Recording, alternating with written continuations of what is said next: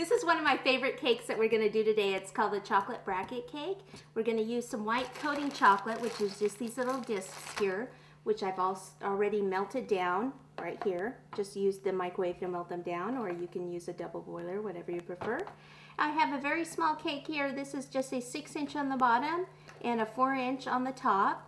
And they have 2 layers of filling in each cake, and you can see that I've just iced it. This is just iced with a regular buttercream, and the nice thing about it is, you see, it doesn't even have to be smooth because we're going to cover it in chocolate, so it doesn't really matter.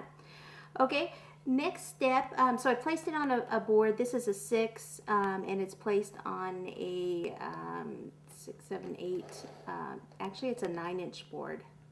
2 9-inch boards taped together, covered in gold paper. Other things we're going to need some sheet trays with some parchment paper on. This is to pour our chocolate on. We're going to need something to spread out our chocolate. I like these metal icing blades, but you don't have to use this, just something similar.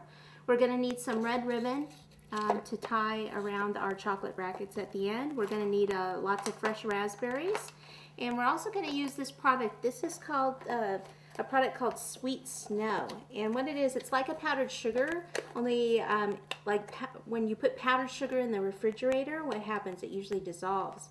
Well, this product called Sweet Snow doesn't dissolve when you put it in the refrigerator, so it acts like powdered sugar. So if you do, say you do lemon tarts and you usually put powdered sugar on and the sugar dissolves, you might want to look for this product called Sweet Snow. Okay, ask your local cake decorator or go online and see if you can find it, called Sweet Snow. And some other companies may call it by a different name, but just say it's like powdered sugar, only it doesn't dissolve when you put it in your refrigerator.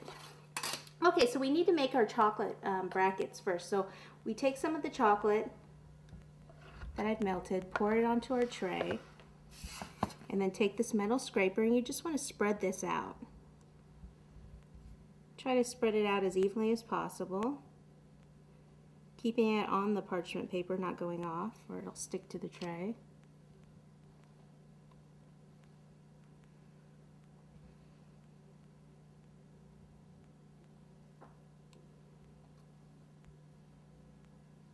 I try to keep it in a rectangle shape, just so it's easier when we're cutting because we're going to be cutting rectangle shapes.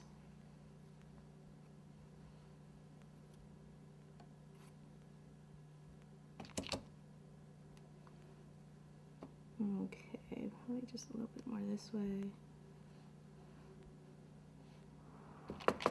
This can be done in light chocolate, the white chocolate, or you can do it in a dark chocolate, the coating chocolate.